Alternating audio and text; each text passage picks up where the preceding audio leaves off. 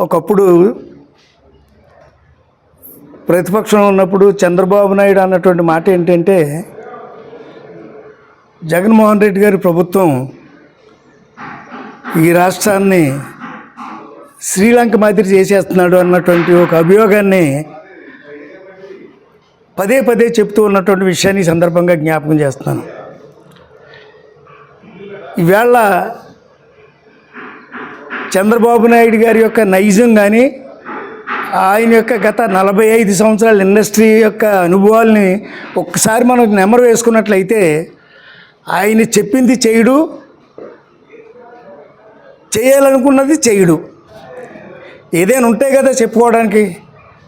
ఈ ఆంధ్రప్రదేశ్ ఈ 45 సంవత్సరాల తన పరిపాలన అనుభవంలో ఇది నాది, ఇది నా మార్కు, ఇది నేను చేశాను, ఈ ప్రాజెక్ట్ నేను కట్టాను ఎక్కడా లేదు. ఎక్కడైనా అలా మొదలు పెడతాడు, విడిచిపెట్టేస్తాడు.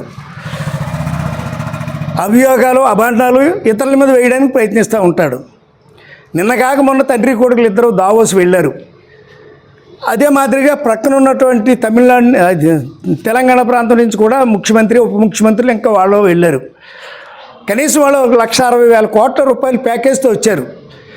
20 కోట్ల రూపాయలు ఖర్చు చేసి ఇక్కడి నుంచి దావోస్ వెళ్ళి వచ్చినటువంటి తండ్రి కొడుకులు కనీసం ₹1 ప్యాకేజ్ కానీ, ఈ రాష్ట్రంలో ఉన్నటువంటి యువత యొక్క భవిష్యత్తు కోసం కావాల్సినటువంటి ఏ ప్రాజెక్ట్ని కూడా తను మంజూరు చేయించుకుని వచ్చినటువంటి, లేదా వాళ్ళ భవిష్యత్తు కోసం ఏమైనా సాధించుకొచ్చానని చెప్పేది ఏమీ లేదు.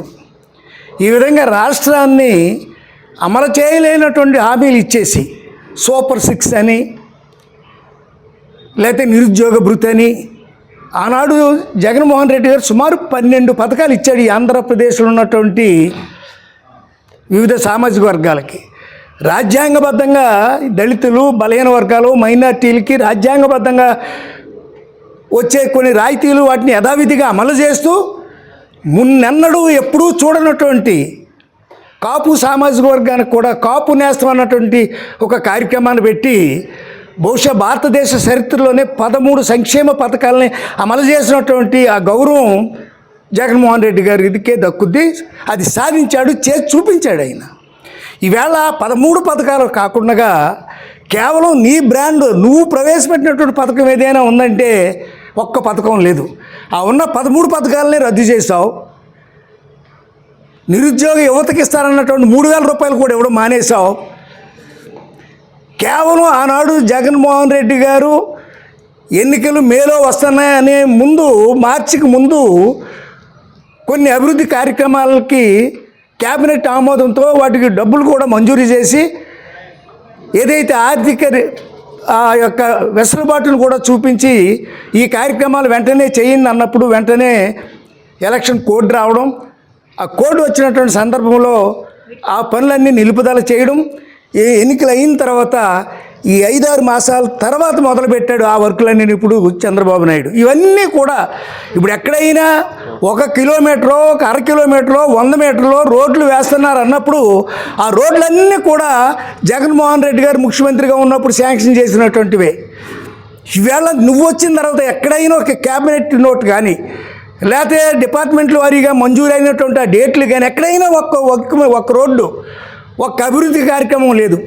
ఆనాడు సచివాలయాలు, ఆనాడు గ్రామాల్లో ఉన్నటువంటి ఆరోగ్య విషయంలో మెరుగైనటువంటి ప్రభుత్వ ఆసుపత్రులను నిర్మాణం చేసే విషయంలో కానీ, ఈ రాష్ట్రానికి ఒక మంచి వైద్యులను తీసుకురావాలని ఒక 17 యూనివర్సిటీలు, 15 మెడికల్ యూనివర్సిటీలు పెట్టించినటువంటి చరిత్ర కానీ, సుమారు 11-12 పోర్ట్లు మన ఆంధ్రప్రదేశ్లో ఉన్నటువంటి 970 కిలోమీటర్లు ఉన్నటువంటి విశాలమైనటువంటి ఈ యొక్క సముద్ర తీర ప్రాంతాల్లో 11-12 పోర్టులు కట్టించినటువంటి నిర్మాణం, మత్స్యకారులకు సుమారు 6 షిప్పింగ్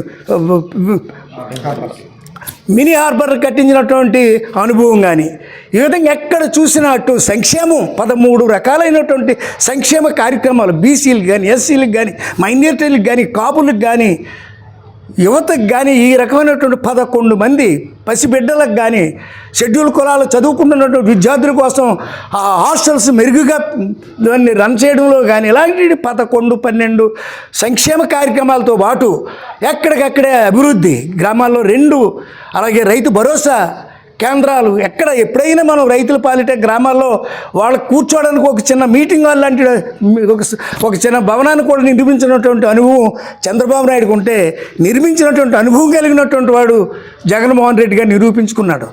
ఇలాంటివన్నీ అమలు చేయలేనటువంటి హామీలు ఇచ్చావు. ఎక్కడ చూసినా గ్రామాల్లో భయభ్రాంతులతో జీవిస్తూ ఉన్నారు, శాంతి లేదు.